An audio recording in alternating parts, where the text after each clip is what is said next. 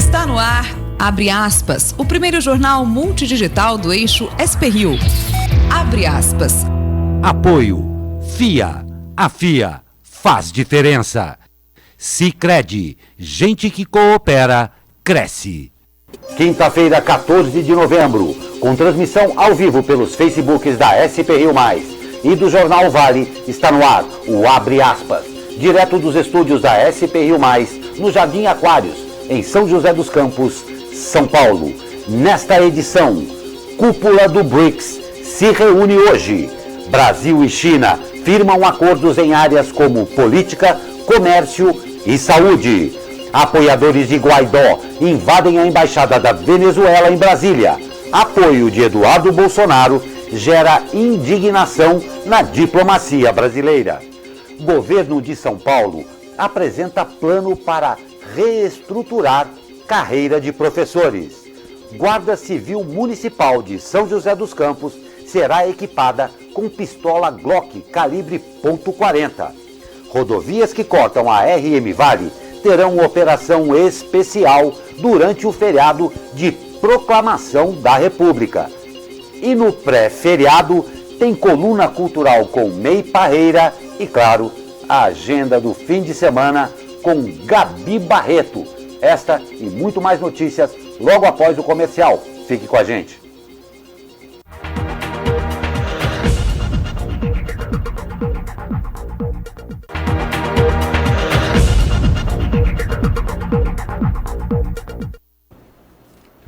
Olá, muito bom dia. Estamos de volta ao vivo com o Abre Aspas desta quinta-feira com cara de sexta, né?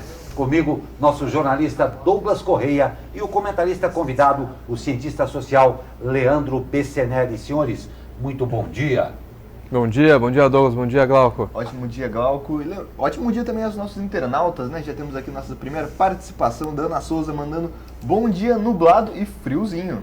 Não tenha dúvida aí, será a previsão aí do nosso feriado, vamos saber logo mais, né? Exatamente, Caio Souza já está com a gente mandando aí a previsão para o fim de semana de feriado. Não tem dúvida mais, é bom quando o feriado já começa com 2 sextas-feiras ou com 2 sábados, como queiram aí. Mas vamos ao Abre Aspas de hoje. Líderes políticos de Brasil, Rússia, Índia, China e África do Sul se reúnem hoje em Brasília para a 11ª Cúpula do BRICS.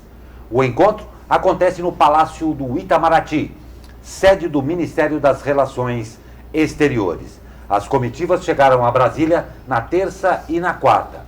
Além do presidente Jair Bolsonaro, estão na capital o presidente da Rússia, Vladimir Putin, o primeiro-ministro da Índia, Narendra Modi, o presidente da China, Xi Jinping, o presidente da África do Sul, Cyril Ramaphosa. Na manhã desta quinta, os 5 se reúnem no Itamaraty em 2 sessões, uma fechada e outra aberta. Em seguida, participam de um diálogo com empresários e com o novo Banco de Desenvolvimento, conhecido como Banco do BRICS. O banco foi criado em 2014 com 50 bilhões de dólares de capital previsto e o objetivo de financiar projetos de infraestrutura nos 5 países. Ao fim do encontro, os países emitirão uma carta conjunta, a ser denominada Declaração de Brasília. A expectativa, segundo fontes do Itamaraty, é de que a declaração avance sobre pontos sensíveis da geopolítica mundial, como as mudanças climáticas e os conflitos no Oriente Médio.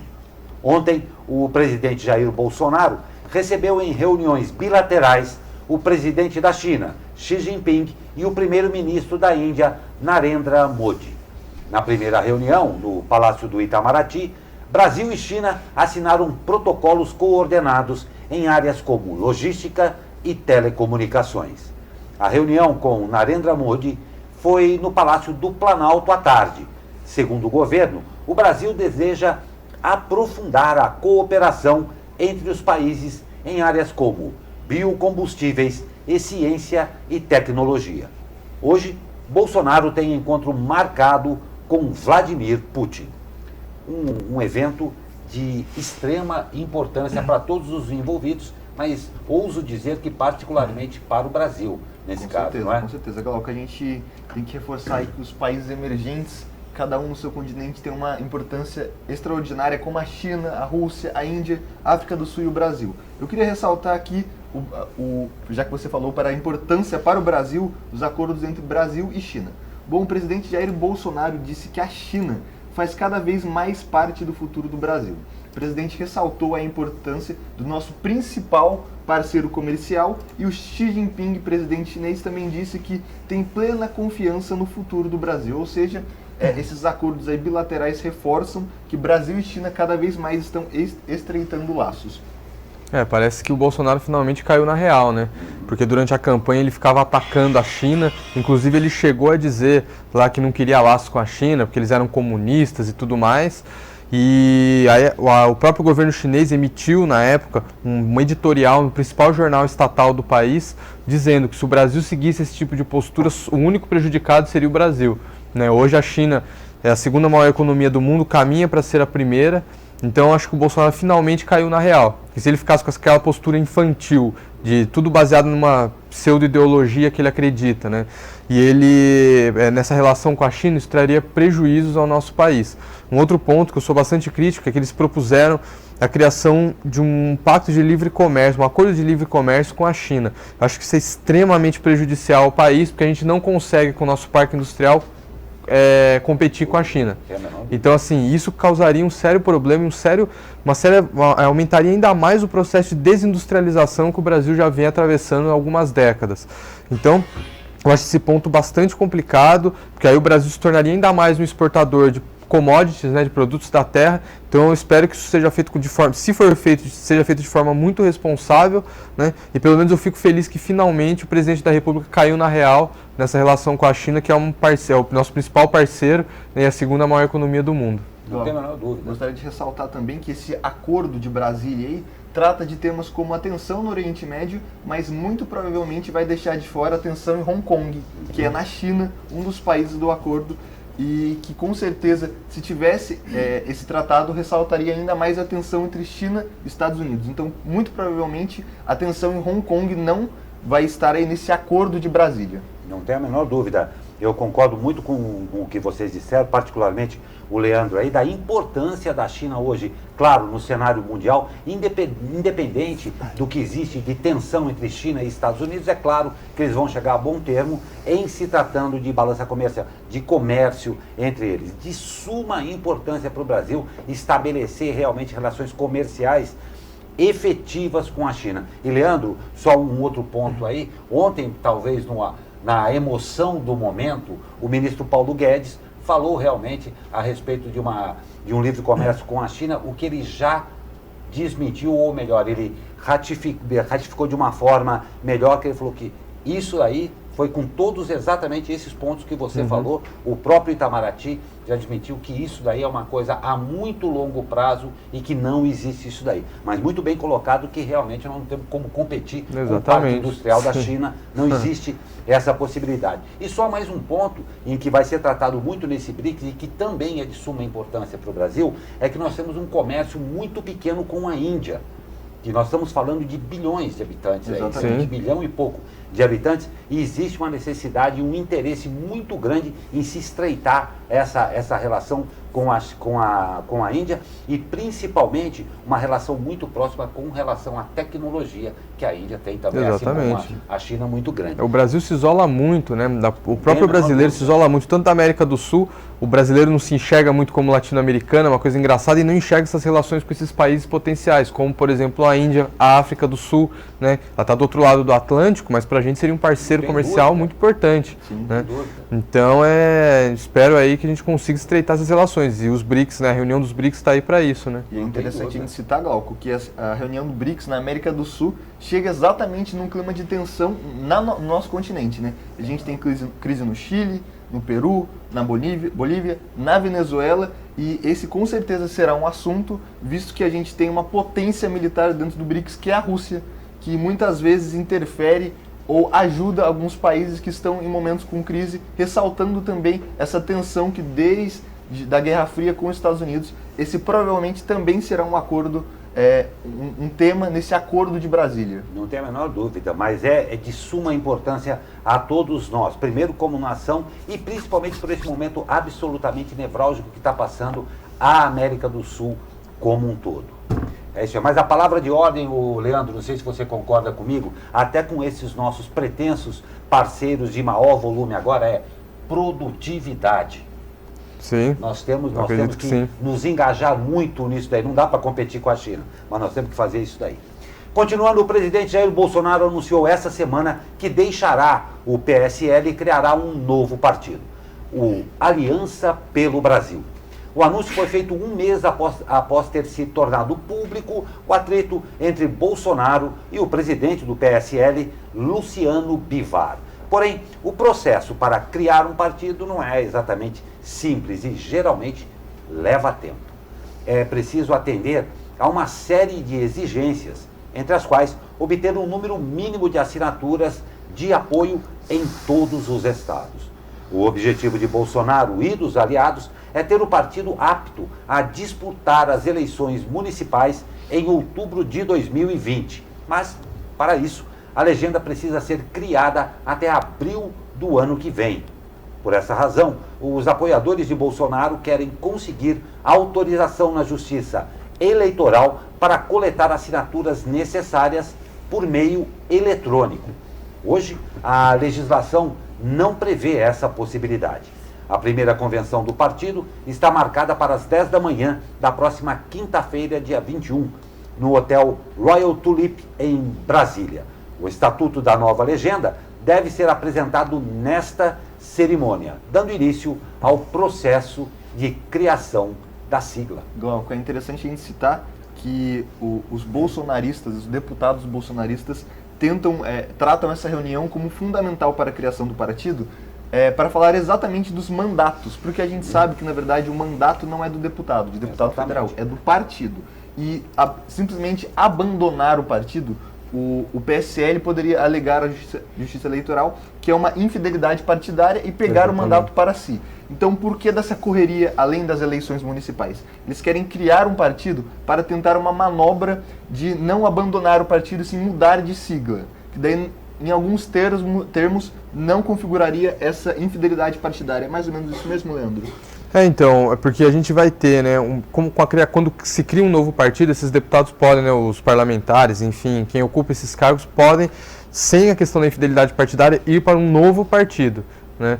E também tem uma janela eleitoral, não me lembro agora qual que é o mês exatamente, mas ano que vem a gente vai ter uma janela eleitoral por conta das eleições. Então eles também poderia haver essa movimentação, né, de partido. Mas no fundo, o que a gente está olhando, a gente tem que entender qual é a raiz desse problema, né? Então, assim, ele briga dentro do seu partido porque ele quer ter mais poder do que o presidente do partido, ele quer ser mais, ele e a família dele querem ser mais influentes, né, do que propriamente quem já comandava o PSL antes. Isso me causa um certo estranhamento, porque para quem se dizia uma pessoa tão puritana e paladino da justiça, ele não ter pesquisado quem era o Luciano Bivar e quem é o PSL. Então esse é um primeiro ponto, né? O segundo ponto é que tem uma disputa de centenas de milhões de reais do fundo partidário. Então, esse é um ponto importante. Ele saindo do PSL, né, levando os deputados juntos, o fundo partidário cai. Então, assim, envolve uma questão que envolve dinheiro também, né? Um outro ponto ele vai fundar um novo partido, e aí, como é que fica toda a estrutura do PSL, né, que foi construída, né, enfim, no Brasil todo? A Letícia Aguiar agora vai migrar de partido, então, que ela amava tanto o PSL, agora já deve estar odiando, né? Então, acho que é importante a gente ter enfim, o presidente da República não tentar mudar as regras no meio do jogo e tentar ser mais transparente. Porque, desculpa, se ele só descobriu agora que o partido que ele estava é essa porcaria que é o PSL, tem alguma coisa de errado, né? Pois é, a opinião do nosso comentarista convidado, o cientista social Leandro Beceneri. Apoiadores do presidente autoproclamado da Venezuela, Juan Guaidó, invadiram o prédio da embaixada do país em Brasília para protestar contra o governo de Nicolás Maduro. Apesar do governo brasileiro reconhecer Guaidó como presidente venezuelano, a sede diplomática em Brasília é administrada por funcionários de Maduro. O grupo, formado por cerca de 15 pessoas, ocupou a embaixada por mais de 12 horas. A saída dos manifestantes foi acompanhada pela Polícia Militar do Distrito Federal e coordenada pela Polícia Federal e Ministério das Relações Exteriores. De acordo com o encarregado de negócios da embaixada, Fred Meregotti, que é ligado ao presidente Maduro, parte da negociação foi que os invasores não seriam detidos. Eles foram apenas identificados e liberados. Meregotti classificou a ocupação da embaixada como um ato terrorista. Na versão dos manifestantes, os funcionários da representação permitiram a entrada. Saia justa ontem em Brasília. Exatamente, Glau, que é muito importante a gente frisar que o deputado federal mais votado do Brasil, Eduardo Bolsonaro, apoiou essa invasão. Apoiar qualquer tipo de violência nunca é bom, né? E é muito importante a gente citar que os responsáveis pela nota oficial brasileira, o Ministério de Relações Exteriores se posicionou, como você vai falar aqui na próxima notícia, né, Glauco? Não, é verdade. E aí, só fazer uma observação, o Eduardo Bolsonaro foi o deputado mais votado, inclusive em Taubaté. Em São José eu não sei, mas eu lembro que em Taubaté ele foi se não foi mais votado, estava ali entre os mais, mas se eu não me engano ele foi o mais votado em Taubaté. Olha a consequência que o voto em alguém, um lunático, um completo maluco, irresponsável, filhinho de papai, pode causar. Ele incentivou a invasão de uma embaixada. Em 1979, se eu não me engano, se eu não estou enganado, 79, ou se não me engano foi 79, os iranianos invadiram a embaixada dos Estados Unidos no Irã, lá em Teherã, na capital do país. Isso causou uma ruptura, né, nas relações entre Estados Unidos e Irã, que até hoje não foi restabelecido. Isso causou um problema imenso.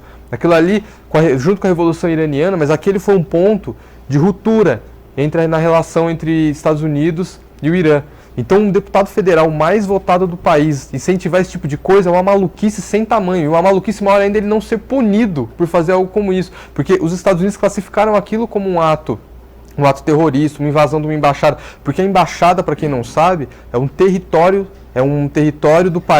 do país que detém aquela embaixada fora. Então, os manifestantes que invadiram aquilo, no fundo, eles estão invadindo um território venezuelano. E poderia ser de qualquer país.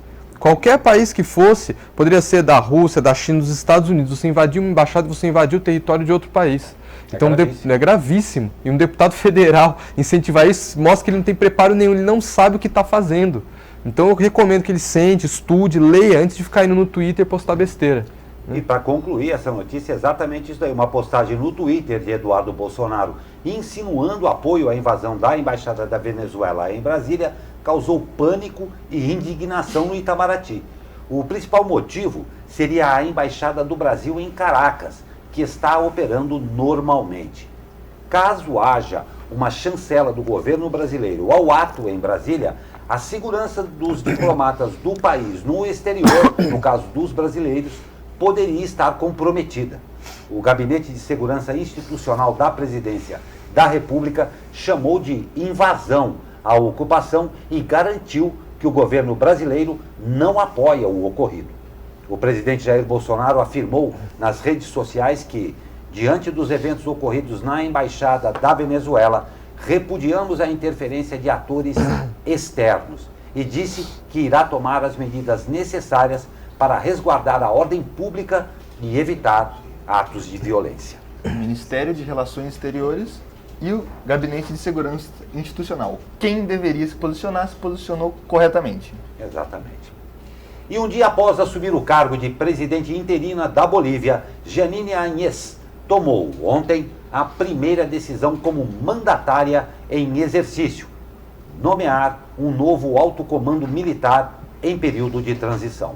Áñez assumiu a presidência na terça-feira, depois de Evo Morales renunciar no domingo devido à pressão dos militares e após a Organização dos Estados Americanos denunciar irregularidades nas eleições de 20 de outubro. Na primeira entrevista como presidente interina, concedida à rede CNN, Áñez disse, abre aspas, havia uma demanda da sociedade para pacificar a Bolívia. Não podemos ficar indiferentes à situação que Evo Morales nos deixou.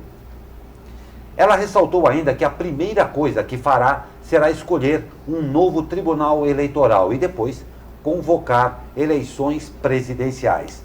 Abre aspas. Este será um governo de transição. Depois de eleger o Tribunal Eleitoral, escolheremos o novo presidente da Bolívia nas eleições, afirmou. Ela também criticou o ex-presidente por dizer que era vítima de um golpe de Estado. Novamente, abre aspas. Evo Morales dizer que houve um golpe de Estado é tão falso quanto o resultado das eleições vencidas por ele. O presidente da Venezuela, Nicolás Maduro, convocou os militares da Bolívia a recolocar Evo Morales na presidência, após sua renúncia e asilo no México. Abre aspas para Maduro. Tudo isto pode provocar uma guerra civil. Faço um apelo ao alto comando militar da Bolívia. Tenham consciência do que estão fazendo. Seu comandante, por ordem constitucional e voto do povo, se chama Evo Morales Aima, ou Aima, e devem restituí-lo no poder, disse Maduro durante um ato em Caracas para apoiar o líder boliviano. Ontem, Evo Morales disse que voltaria cedo ou tarde para pacificar o quanto antes seu país, se os bolivianos pedissem. A declaração foi dada no México, onde ele está asilado. Algumas horas mais tarde, Morales fez um apelo a países europeus, à Organização das Nações Unidas e à Igreja Católica, por meio do Papa Francisco, a acompanhar o diálogo para pacificar nossa querida Bolívia. Queria registrar mais uma participação, o Zoroastro da Silva também sempre presente com a gente, mandando um bom dia pra gente e falando que gosta desse tipo de jornalismo. Um abraço, Zoroastro, muito obrigado pela sua participação. Lembrando que você pode continuar ao vivo, que daqui a pouco a gente tem uma entrevista muito legal. Não tenha a menor dúvida, situação tensa na Bolívia também. Muito tensa. Caracterizando aí uma América do Sul, como há muito, em clima de litígio. Aí, não é? É engraçado a autoproclamada presidente da Bolívia dizer que não foi um golpe. O mandato dele estava em vigência. Goste ou não, o mandato dele estava em vigência. Os militares recomendaram, pediram para que ele saísse. Se ele falasse não, o que os militares fariam? Ficariam tranquilos, quietinhos e deixariam a coisa, né, continuar? Então, assim, eles deram sim um golpe de Estado na Bolívia. Agora o poder está nas mãos dessa senadora, né, que agora se autoproclamou presidente da República, e a gente não sabe quais são as cenas do próximo capítulo aí. Exatamente. Porque é uma situação totalmente instável, os apoiadores do Evo Morales foram para a rua, né? Você cria-se uma situação problemática aí de colocar o país à beira da guerra civil. Se a gente parar para pensar, né, o Evo Morales vinha fazendo um bom governo na Bolívia, a Bolívia é uma tragédia antes dele, né? Então ele conseguiu, sobre aspectos econômicos, educacionais, sociais, reerguer a Bolívia, inclusive ele agradando setores que antes não gostavam dele, como os empresários e tudo mais, e teve esse problema nas eleições, que merece sim ser mais investigado e merece sim ter um esclarecimento sobre o que houve. De fato houve fraude, né? Mas apesar disso ele convocou novas eleições. Então o acordo era, ele deixou isso claro, né? Se a OEA pedisse, ele convocaria novas eleições. A OEA pediu, ele convocou. E ainda assim os militares forçaram a saída dele. Então, uma situação complicada. O país fica aí nesse limbo, né? E tentando restabelecer minimamente sua ordem. Também é um país que faz fronteira com o Brasil, super importante. A gente tem trocas bilaterais aí entre os dois países super importantes. E aí mais um vizinho nosso passando por uma crise, né? A gente tem que sempre ressaltar a importância da transparência na democracia, né? Que essas novas eleições venham e sejam um processo justo. Vale muito a pena a gente lembrar que aqui no Brasil a gente tem eleições que há tempos, por algumas pessoas são questionadas, mas sempre a Justiça Eleitoral prova que são eleições limpas e por uma tecnologia joseense criada aqui no Ita. Exatamente. Não só a Justiça Eleitoral diz que as eleições foram corretas, como observadores internacionais. Então, quando ocorrem as eleições no Brasil, não é só o governo brasileiro que está ali monitorando. Existe um corpo de agentes internacionais, né, que ficam fiscalizando aquilo ali para ver, de fato, se a gente continua, essas eleições estão sendo claras, estão sendo limpas ou não. Então esses consultores internacionais estão sempre aí, e aí eles determinam se sim ou se não. E as eleições brasileiras, como muito bem o Douglas falou, com uma tecnologia brasileira desenvolvida em São José dos Campos, né, de fato está sempre aí, são sempre eleições limpas, claras, né, o processo democrático sempre tem seguido o ritmo, né, como deve ser. Não tem dúvida, é uma pena realmente recomeçar uma novela já amplamente vista na nossa América do Sul. A novela começa tudo de novo, a maioria das vezes com os mesmos motivos. Lamentável toda a solidariedade ao povo boliviano aí. O governador do estado, João Dória, apresentou ontem novas diretrizes do plano de reestruturação de carreira dos professores que atuam na rede estadual de educação de São Paulo. A mudança vai representar o maior crescimento do salário inicial da história de São Paulo. Abre aspas. Sem educação não há transformação. Podemos melhorar os indicadores econômicos e sociais, mas se não melhorarmos a educação, não teremos a transformação e o Brasil jamais será uma nação independente, sólida, com cidadania e respeitabilidade, tanto no plano interno como no internacional, disse o governador João Dória. A principal mudança é que, a partir de 2020, o salário inicial do professor no regime de 40 horas semanais será de R$ 3.500, o que representa um aumento de 35,4% sobre o valor pago hoje, que é de R$ 2.585. Em 2022, um professor com a mesma carga horária terá salário inicial de R$ 4.000, um aumento de 54,7% em relação à remuneração atual. No topo de carreira, o professor poderá chegar a um salário de R$ 11.000. Com a reestruturação de carreira proposta, professores com mestrado e doutorado serão valorizados e terão acréscimo salarial de 5% e 10%, respectivamente. O investimento previsto pela gestão para executar a modernização da carreira ultrapassa R$ 4 bilhões na folha de pagamento até 2022. O programa quer atrair talentos para a carreira docente, além de valorizar e formar os professores. O projeto vai proporcionar mais oportunidades de desenvolvimento profissional e formação, além de aperfeiçoamento dos mecanismos de reconhecimento e estímulo profissional ao longo da carreira, alicerçada em 15 etapas agora, e não mais em 64 referências salariais, como é hoje.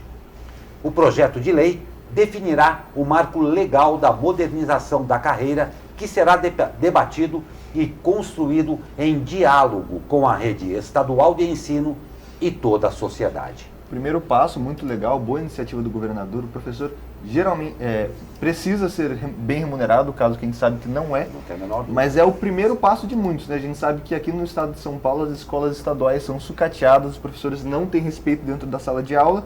Cabe ao governador continuar atuando nessa área da educação fortemente para que o estado mais rico do país tenha também a melhor educação, que não é o caso atualmente. E tem outros pontos também desse projeto que são polêmicos, como a questão de tirar diretores de escolas, enfim. Há alguns pontos que ainda há algumas arestas que precisam ser aparadas, pontos que precisam ser discutidos. A gente não pode deixar simplesmente, né, o projeto é interessante, mas tem que ser amplamente discutido com a sociedade. A valorização dos docentes é importante? Com certeza, com certeza. O docente que dá 40 horas semanais de aula ganhar R$ 2.500, esse é o salário bruto. O salário líquido dele, no final das contas, vai dar R$ 2.200, R$ 2.100, para dar 40 horas semanais. Ele trabalha de responsabilidade. Com a responsabilidade. Não é só isso, ele dá 40 horas semanais, aí ele tem que chegar em casa, ele tem que corrigir prova, ele tem que preparar a aula, ele tem que aguentar pai de aluno encher o saco dele na porta da sala de aula, tem que aguentar diretor. Não é fácil. Para ganhar R$ 2.200, é 2.500, vamos falar o salário todo, né? Então, assim, a valorização do docente é extremamente importante. Eu só acho, para quem tem mestrado e doutorado, a valorização é muito pequena, de 5% e 10% no salário, né? Deveria ser muito mais, porque se fosse muito maior, incentivaria os outros docentes que não têm mestrado e doutorado a fazer o mestrado e doutorado, porque eles se especializam ainda mais e transmitem muito melhor o conhecimento para os alunos.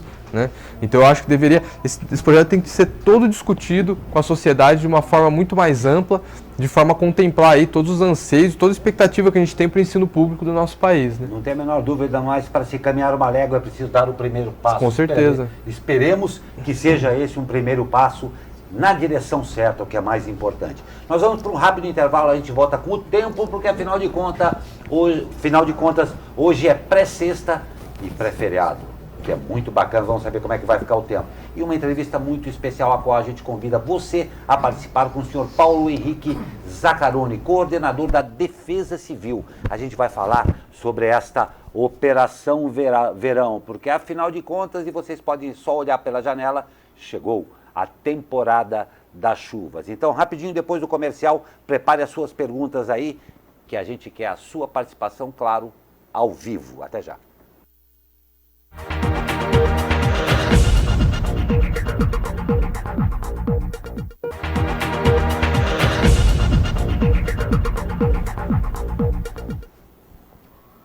Pois é, todo mundo contando as horas nesta pré-sexta, porque afinal de contas amanhã é sexta-feira de novo. Então, todo mundo quer saber, você que está pretendendo viajar, você que quer ficar aqui em casa mesmo, como é que vai ficar o tempo? Dos altos da Cassiano Ricardo, nuvens. Eu não sei o nome das nuvens, mas é aquelas bem pesadas e está bem fechado. Vamos saber como é que vai ficar o tempo para hoje, para este feriado, com ele que está de volta. Fala, meu amigo Caio Souza. Fala, Glauco Turzi, muito bom dia.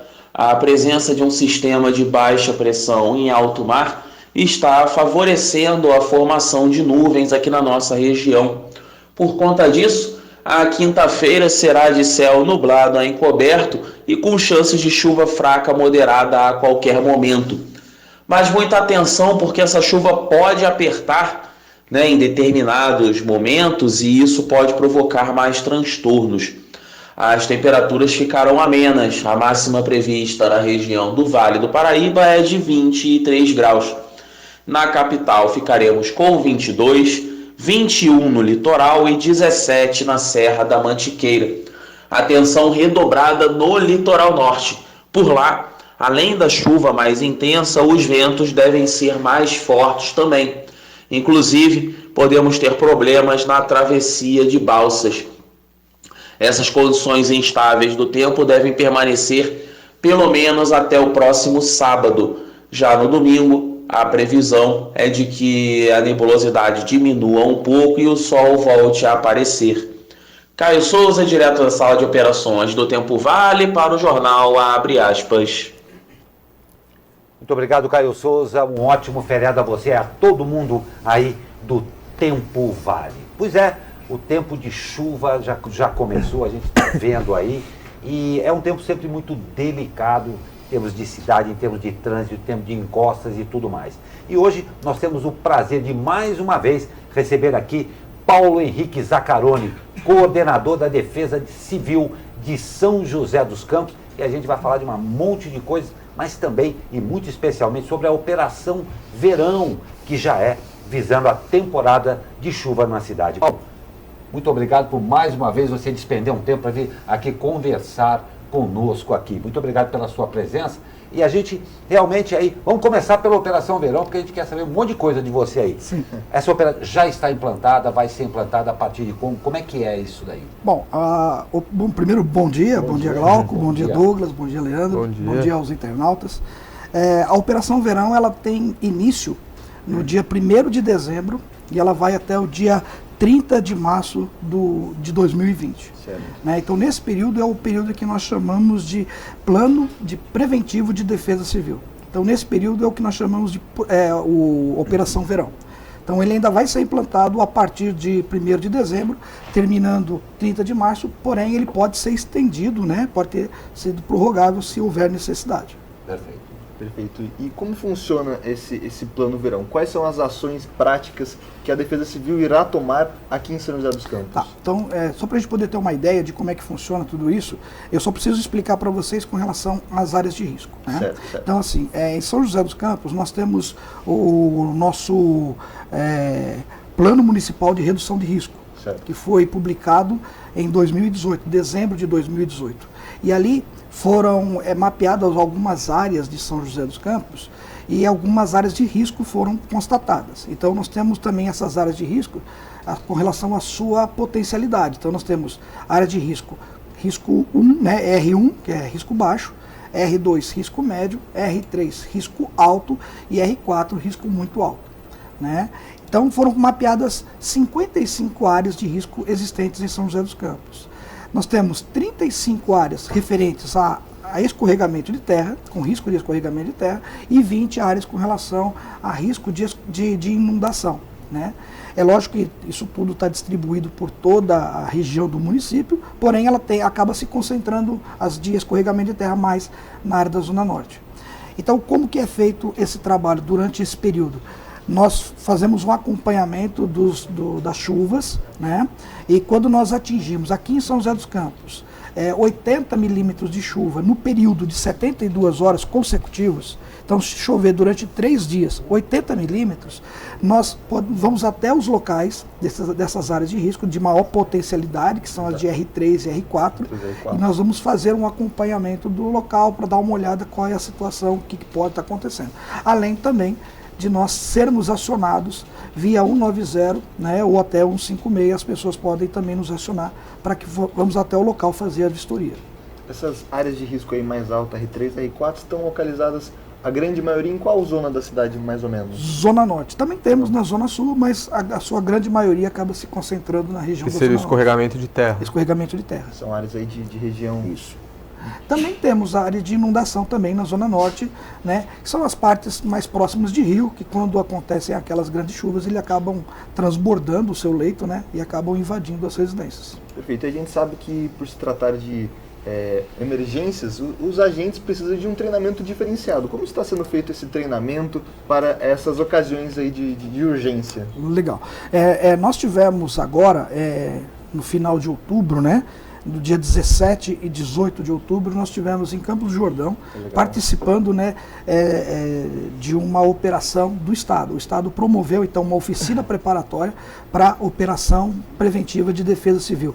E ali foram dado um treinamento teórico no dia 17, e no dia 18 nós fizemos uma vistoria prática nas residências ali em Campos do Jordão, nas áreas de risco de Campos do Jordão, para que a gente pudesse, então, ter uma equipe preparada para poder observar e encontrar os riscos existentes de verdade. Então, foi um treinamento excelente que foi realizado pela Casa Militar ali na cidade de Campos do Jordão.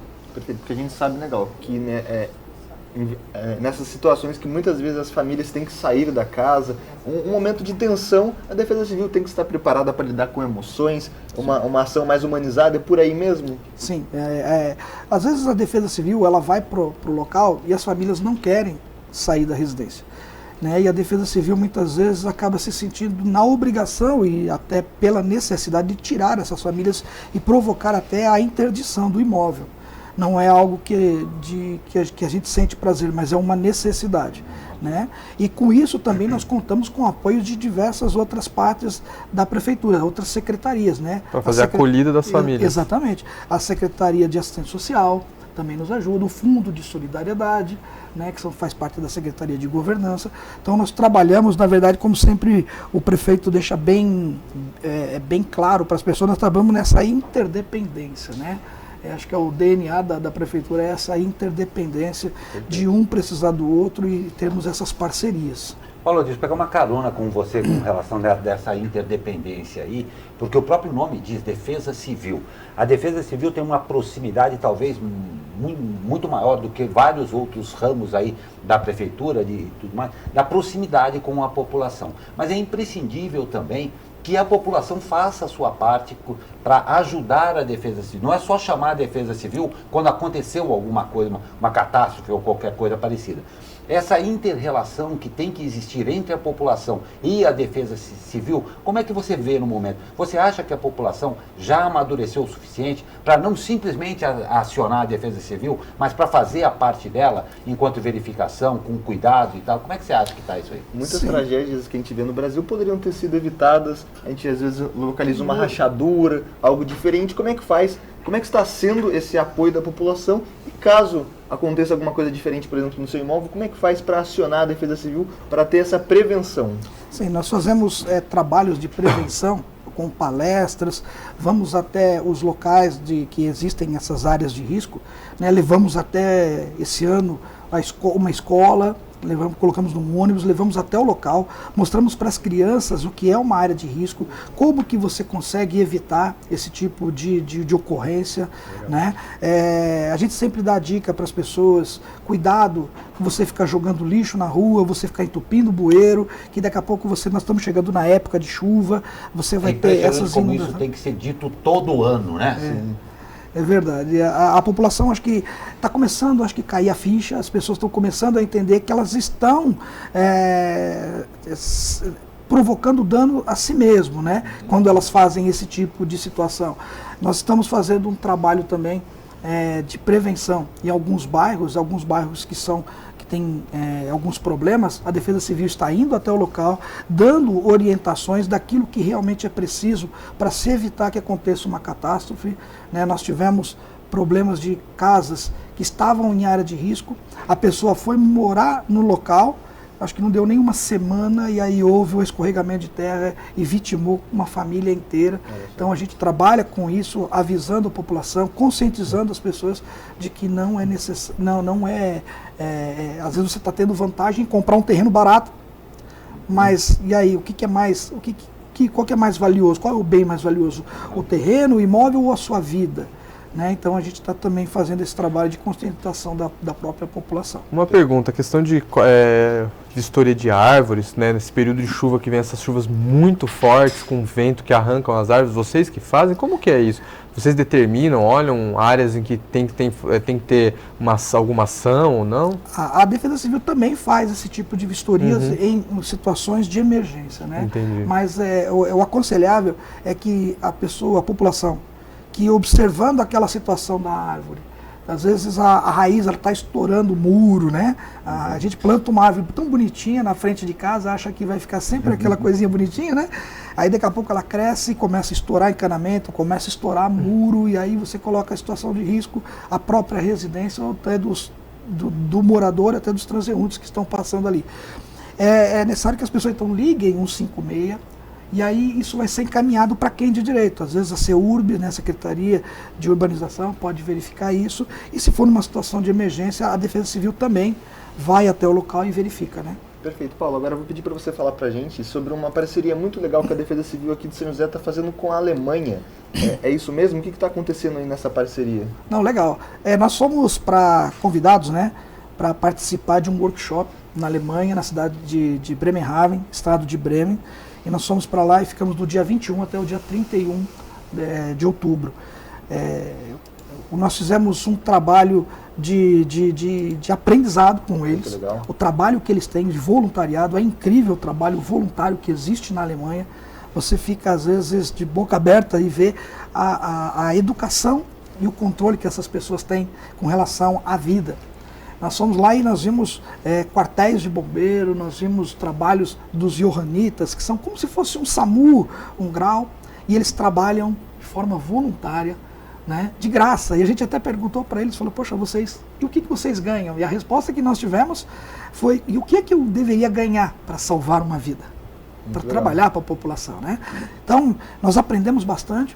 E até a gente falou no último dia no encerramento, falou, agora é importante a gente pegar todas essas informações que nós colhemos, colocar cada pensamento numa devida prateleira, tudo certinho, para a gente dar início de um trabalho aqui em São José dos Campos, do nosso trabalho junto com o Corpo de Bombeiros e a Prefeitura. Nossa, que coisa fantástica. Esse intercâmbio é uma coisa maravilhosa para vocês tecnicamente, mas é bacana quando a gente tem também essa lição de vida que você falou, eu vi a emoção com que você falou, a pessoa faz o trabalho voluntariado porque tem essa educação, tem essa cultura e isso existe, já está estabelecido lá, né? Isso, é muito bacana mesmo e que bacana vocês terem a oportunidade de fazer esse intercâmbio e, claro, sempre trazer algo muito mais coisa para a nossa situação e para a nossa região aqui também, né, Paulo? Paulo, infelizmente nosso tempo é escasso aqui, mas você já é freguês aqui, eu espero que você volte muito. Começando a Operação Verão aí a partir do dia 1º de dezembro, o que você precisar aqui da SP Rio, aqui do Abre Aspas, vai ser um prazer estar aqui, um canal aberto para conversar com a população. Nós estamos sempre abertos para colaborar com a Defesa Civil. Muito obrigado, bom? Agradeço essa oportunidade e nos colocamos à disposição. E parabéns pelo trabalho. Obrigado. Parabéns sempre a vocês, sempre mesmo. E para a gente, para nós todos aqui, é importante. A Defesa Civil existe sim, mas é imprescindível. Está aí o grande exemplo da Alemanha, de que se não puder ser um voluntário direto, mas que você participe, observando, não só na sua casa. De repente o vizinho não teve tempo, viu um muro, viu algum problema, assim, entre em contato, já saiba como prevenir antes que aconteça a catástrofe. A Defesa Civil está aí sempre pronta para defender a gente aí, mas é preciso que cada um e todos nós juntos façamos a nossa parte. Paulo, eu agradeço demais a sua presença. Obrigado. Tá. Rápido intervalo e já voltamos com mais notícias. Fique com a gente.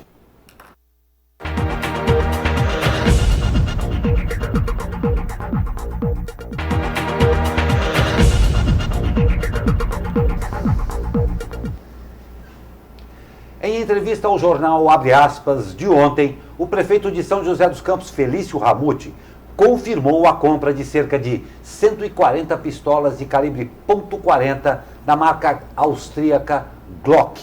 Segundo a prefeitura, as armas têm calibre .40 e são referência por sua eficiência e precisão.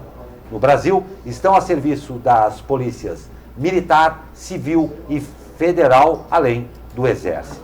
A prefeitura também informou que as novas armas substituirão as pistolas que estão sendo utilizadas atualmente pela GCM e devem ser entregues no primeiro trimestre de 2020. E na mesma entrevista, Felício Ramute afirmou que a previsão de entrega do Arco da Inovação e da Via Cambuí está mantido para o fim de dezembro.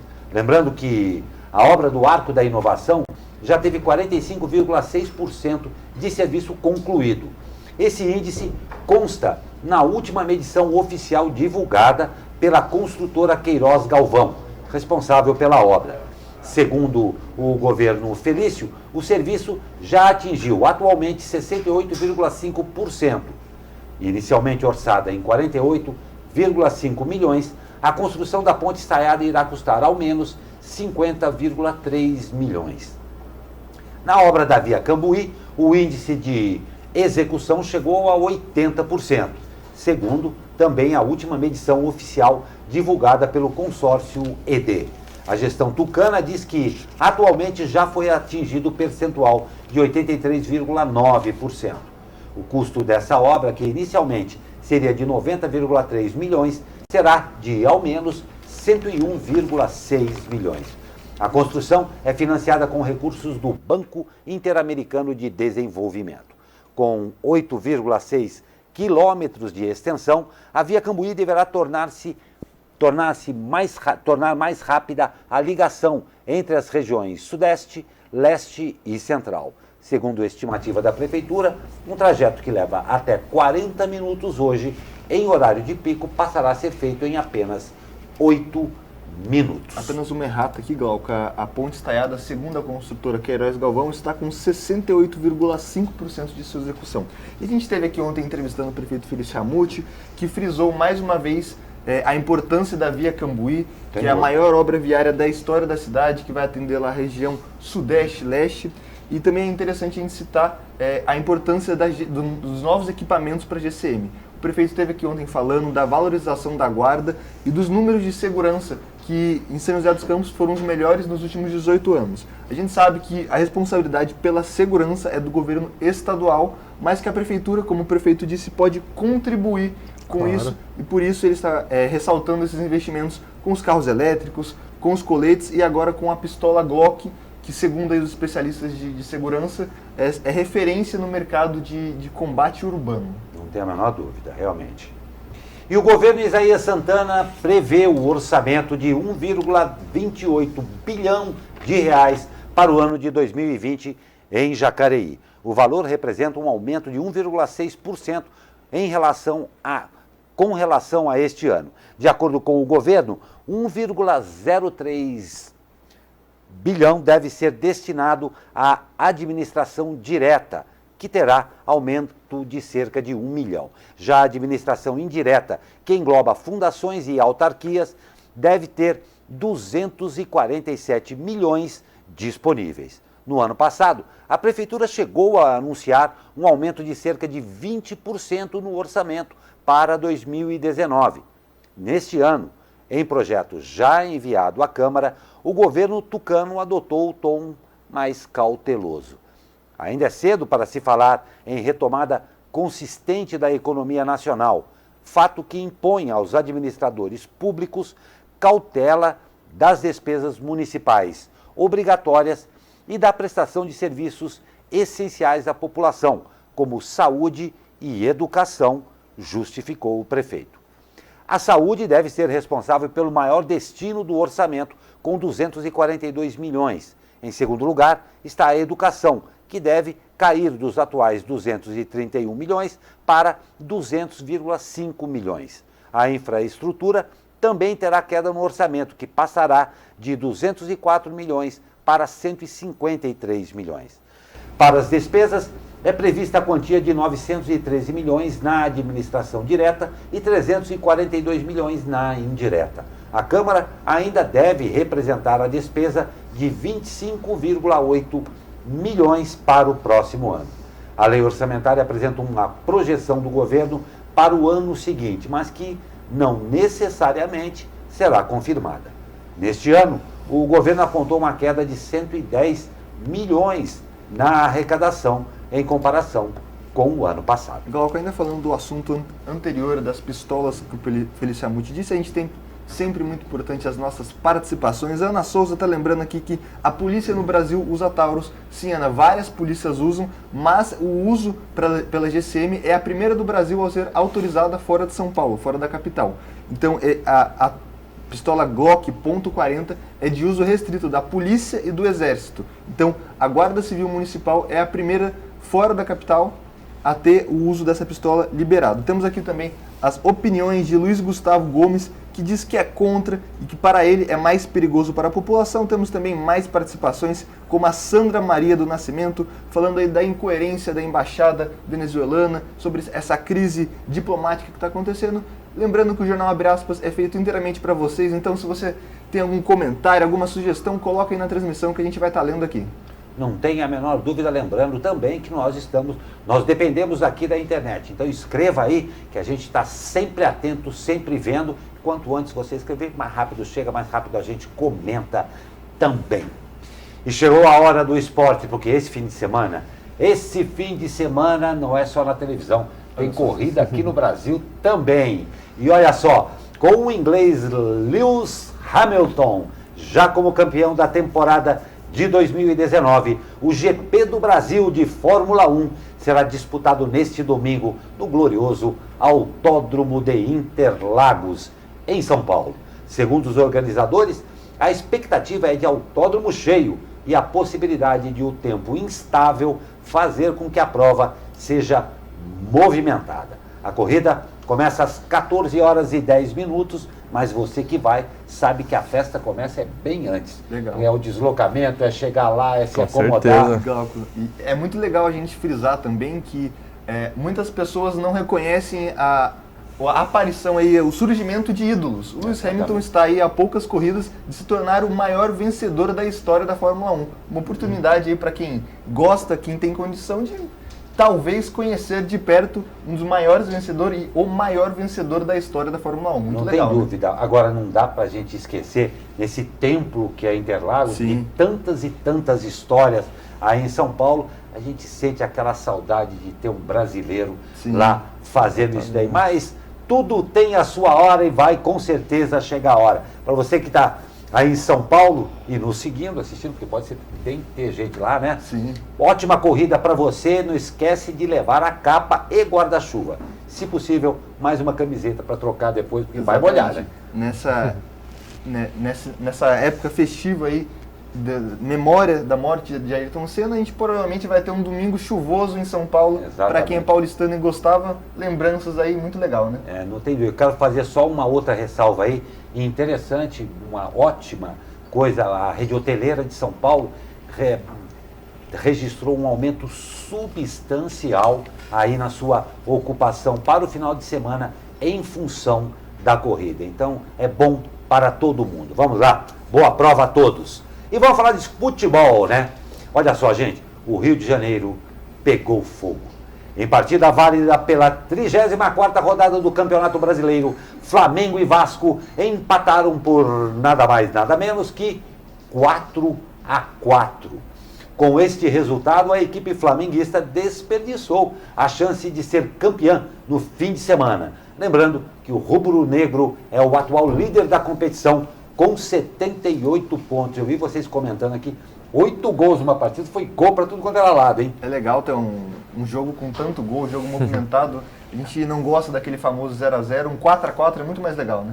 Não tem a menor dúvida. E estava aqui todo mundo na redação, dando seus pitacos e opiniões aqui, sob a batuta do nosso querido Pedro Bavuso, que entende tudo de esporte, né?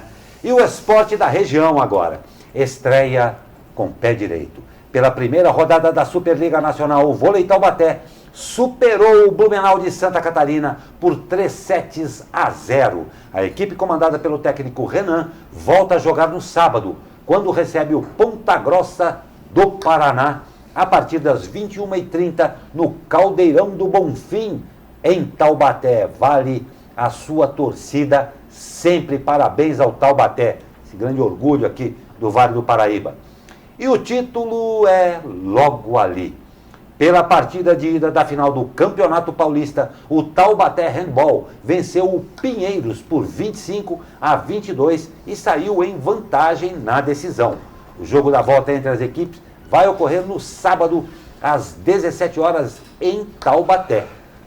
Tá bom? E hoje tem que ter, vou enfatizar, vitória, hein? O São José Basquete enfrenta o Basquete Cearense às 20 horas, lá em Fortaleza. Os joseenses ocupam atualmente a 15ª posição, com 7 pontos em uma campanha de 5 derrotas e 1 vitória. Aí, boa sorte a todo mundo. Bom, vamos falar rapidamente aqui, né? Porque afinal de contas todo mundo quer saber a respeito do feriado. E feriado gera viagem. Para você que vai viajar agora, atenção. Uma breve passada pelas estradas aí, começando com a Dutra. A CCR Nova Dutra, concessionária que administra a rodovia Presidente Dutra, realiza a partir de hoje operação especial de orientação e atendimento aos motoristas e passageiros, claro, que utilizarão a estrada durante o feriado. A operação contará com o Papa-Fila nos pedágios e equipes extras do SOS Usuário em pontos estratégicos da rodovia. A expectativa da concessionária é que o tráfego fique mais intenso na rodovia entre as 17 e 21 horas de hoje e entre as 8 da manhã e 2 da tarde de amanhã. No retorno, o movimento será maior no domingo, das 16 às 21 horas. E preste bem atenção. Neste mês de novembro, a concessionária está intensificando a campanha de conscientização, olha que absurdo, sobre o uso correto do acostamento, que só deve ser utilizado em casos de emergência, como problemas mecânicos e socorro médico. É fundamental sinalizar o local, ligando o pisca-alerta e posicionando o triângulo. Todos os ocupantes devem sair do veículo. Eles precisam ficar bem distantes da rodovia. Crianças e animais de estimação merecem atenção especial. O acostamento não deve ser usado como ponto de encontro, claro, ou banheiro. Pista de rolagem também. É o que eu vou falar aqui, inclusive. É proibido, vou repetir a palavra, é proibido trafegar e ultrapassar pelo acostamento. A infração é gravíssima e gera multa e pontos na carteira de habilitação. É chato a gente ter que falar isso, mas Toda tem vez, que falar, né? com certeza. O trânsito Complicado. vai estar intenso, então não corte pelo acostamento. O trânsito vai estar Exatamente. intenso, a gente está avisando, a gente está falando qual o horário de pico, então vá mais cedo, se planeje. É uma viagem tranquila, não para cortar pelo acostamento. Exatamente. Você não está tirando tempo, você está indo se divertir, tá bom? E na Tamoios, cerca de 137 mil veículos devem trafegar na Tamoios durante o feriado. A concessionária que administra a rodovia implantará a operação especial a partir de hoje. Condicionada ao fluxo de veículos, deverá ser implantada uma faixa adicional no trecho de serra, do quilômetro 68 ao quilômetro 81, que atenderá ao aumento da demanda no sentido litoral. Para o retorno no feriado, a pista de subida voltará a ter sua configuração normal, com 2 faixas de rolamento. Veículos de apoio extras, como guinchos, serão colocados à disposição dos usuários, junto, claro, com o aumento do efetivo.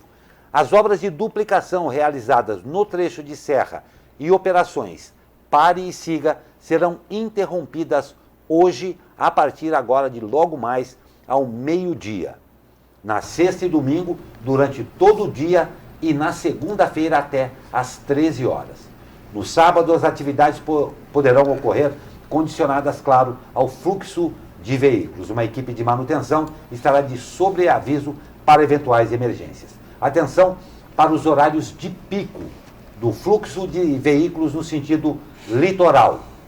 Hoje, das 14 horas às 22 e amanhã, das 6 da manhã às 14 horas. No retorno do feriado, no domingo, no dia 17, de meio-dia às 22 horas. Retorno de meio-dia às 22 horas e segunda-feira, das 7 da manhã ao meio-dia. Então, muita atenção, você que vai viajar, como o Douglas disse, calma, muita calma. Se beber, não dirija. Cinto de segurança em todo mundo, inclusive nas pessoas do banco de trás. Exatamente, tá? Inclusive em animais de estimação também. Inclusive com animais de estimação. Lembre-se que o acostamento é para emergências. Uma boa viagem para você, divirta-se muito e volte breve e inteiro para casa, que é o que todos nós queremos. Hoje, pré-sexta-feira, a gente tem pré-MEI. Não sei se ficou muito bom isso. Pré-MEI ficou meio esquisito. A MEI vai estar aqui. A MEI vai estar aqui. E olha só, a MEI Parreira dá um toque bem legal para você. Porque já que o tempo está assim, parece que será de filmes, séries e gordices. Seja bem-vinda, olá, minha querida MEI Parreira.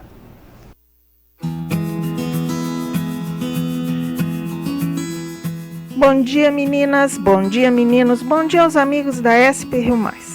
A semana passada eu estive aí para fazer ao vivo a minha coluna e o Glauco me indicou um filme. Veja, porque você vai gostar. Ele se chama Ele Está de Volta. Um filme alemão, com produção de 2015, foi lançado no Brasil em 2016 e está disponível no Netflix. E que as pessoas meio que passam por ele e não prestam atenção. É um combinado de ficção e documentário. É ótimo. O ator que faz o personagem principal fez uma turnê pela Alemanha, mais ou menos umas 300 horas de gravação, e somente 2 pessoas reagiram negativamente. Eu estou falando de uma situação que é mais ou menos essa. O Hitler, em 2014, acorda num terreno baldio, envolto em fumaça, sujo, com uma grande dor de cabeça. Bom, aconteceu alguma coisa na atmosfera e ele reaparece. As pessoas acham que ele é um comediante que não consegue sair do papel. Agora, olha a parte assustadora. Surpreendidos com essa réplica perfeita do Hitler, cap, uniforme, as pessoas tiram selfie com ele e começam a confidenciar para ele a bagunça que está o país, com os estrangeiros, invasão de refugiados, né? Muitos começam a falar mal dos políticos, da democracia, e eles pedem, por favor, que alguém faça a coisa certa. É um pouco no estilo do filme do Borat, do Sacha Cohen, aquele filme A Morte de Stalin. O filme mistura mesmo a ficção e a realidade, com atores anônimos das ruas e o humor com Hitler numa combinação politicamente incorreta. Bom, cada cena do filme parece provar que a Alemanha de Angela Merkel, nas palavras lá do impagável Hitler, é uma mulher robusta com o carisma de um macarrão molhado. Bom, pior de tudo, tal como no século passado, todos o veem como um palhaço inofensivo, como uma caricatura de todos os Hitlers encenados pelo cinema. Enquanto o verdadeiro Hitler ressuscitado trama voltar na televisão, seguindo passo a passo as teses do seu livro Minha Luta. Assustadora a reação das pessoas na Alemanha do século XXI com o ressurgimento desse cara, né? Acho que vale muito a pena. Obrigada, Glauco, pela indicação. E aqui eu recomendo para os amigos da SP Rio Mais. Vejo vocês a semana que vem. Tchau, beijo meu.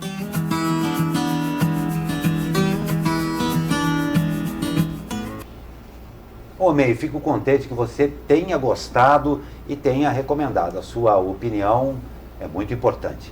Muito obrigado e realmente merece ser visto, sim.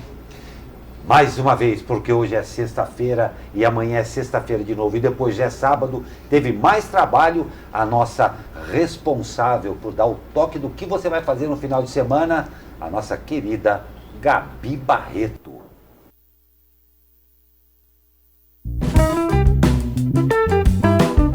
A agenda da SP Rio chega mais cedo esta semana devido ao feriado de proclamação da República. E já tem programação a partir desta quinta-feira. Em São José dos Campos, o Vinho Bar recebe um especial Queen e o Quintal Skate Park um especial Bob Marley, com happy hour a partir das 18 horas. Até este domingo é possível visitar uma exposição Dorminhocos de Pierre Wenger no Sesc São José dos Campos. A mostra apresenta 98 fotografias de pessoas dormindo em locais públicos. Elas foram produzidas entre as décadas de 1930 e 1950. Os Jogos Universitários do Inter prometem animar São José dos Campos. Serão 4 dias de jogos esportivos e festas. Nessa quinta, os shows ficam por conta de FP do Trembala, Glória Groover e Strike. Na sexta tem Pitch, Lexia e DJ GBR. No sábado é dia de Gustavo Mioto, Isa e Tchacabu. Que você me adora,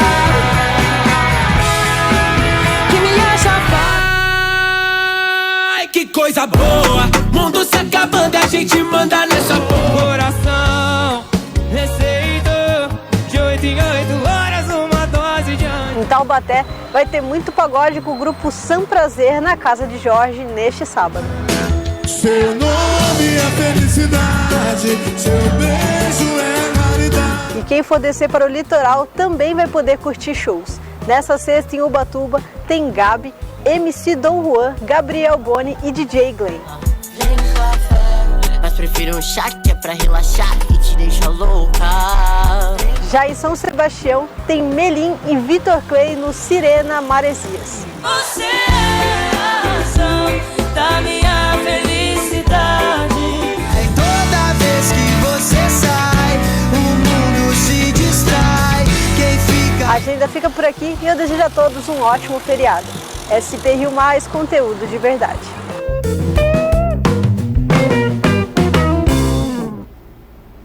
Obrigado, Gabi. Opções não faltam, né? Eu ainda lembro vocês que durante essa semana a gente conversou com a Helena aqui, que a partir de hoje tem o Inter, né? Exatamente. Já está rolando aí. Exatamente.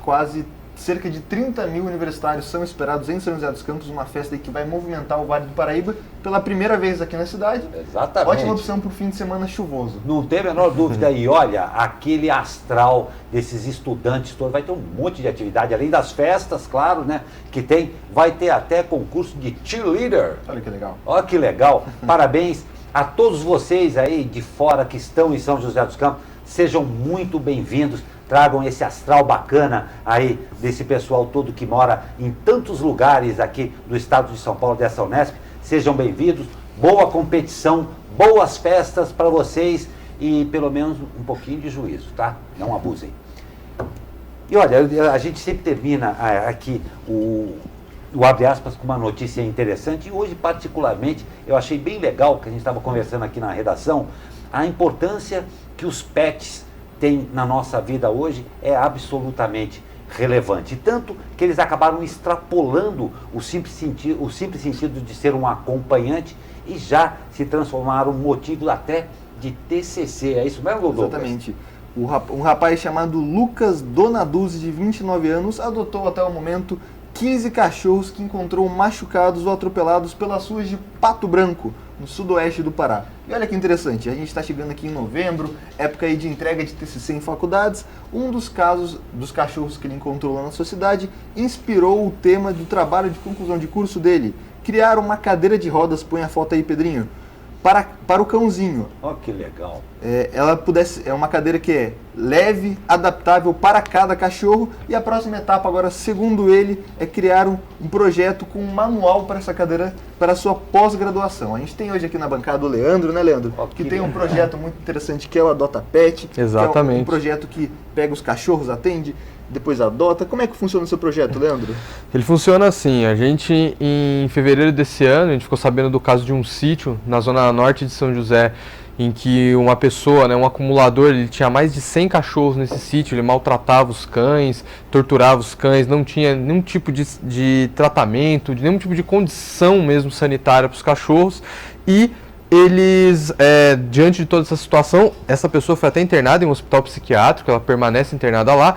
Então nós assumimos, enquanto um grupo de amigos, nós não somos uma ONG, enquanto um grupo de amigos nós assumimos esses cachorros, nós alugamos um espaço na zona leste de São José, levamos todos os cachorros para lá, e desde então, desses mais de 100 cachorros, hoje nós estamos aí com 16, nós continuamos aí fazendo o nosso trabalho, a gente ajuda quando é possível os animais que a gente encontra, Então a gente tem o nosso abrigo, a gente tem esses cuidados, temos animais deficientes, animais idosos que estão ainda aguardando, para um lar. Então é muito bacana ver esse tipo de iniciativa, ver que está extrapolando, não é só a questão da solidariedade, está indo até para o âmbito acadêmico mesmo, E a gente espera aí que isso traga resultados positivos, porque é sempre positivo e a gente sempre encontra algum animal que está precisando. E se alguém quiser, alguém que estiver assistindo, tiver interesse de conhecer o nosso projeto ou quiser até mesmo adotar um animal, pode entrar em contato com a gente, Pode ser pelo Instagram, o @adotapet00, ou pelo Facebook, o @adotapet01. Então é só mandar mensagem lá pra gente, a gente responde, enfim, a gente conversa, a gente explica como funciona todo o processo, e pode, se quiser também passar um dia lá, conhecer, só para ver, brincar com os cachorros, pode ficar à vontade também. Perfeito, Puta, que legal. bacana, muito legal. Parabéns, você e toda a sua equipe, o Leandro. É todo um grupo de amigos, Exatamente, toda a sua equipe, essas pessoas que fazem um trabalho bem legal mesmo. E a gente está chegando ao fim aqui nessa quinta-feira, nós não teremos o jornal amanhã. Respondendo os internautas, voltamos na segunda-feira, mas o site vai estar aí o dia inteiro, tanto do Vale quanto da SP Rio, as notícias sempre atualizadas. Não tem a menor dúvida, e claro, nós não estaremos no ar, mas sempre atentos às notícias e o que acontece no Brasil, em São José, no Brasil e no mundo. É bonito falar isso, Eu agradeço a presença de Leandro Pessineri, nosso comentarista convidado, o jornalista Douglas Cruz. Ótimo feriado para vocês. Igualmente, para todo mundo e para todo mundo que está nos assistindo aí, um momento de descanso aí, Nem fale, muita gordice, vai ser de gordice, vai ser de gordice. A você que nos acompanhou em mais essa edição do Abre Aspas, muito obrigado, um ótimo feriados a todos vocês, e na segunda-feira estaremos de volta com mais um Abre Aspas. Até lá.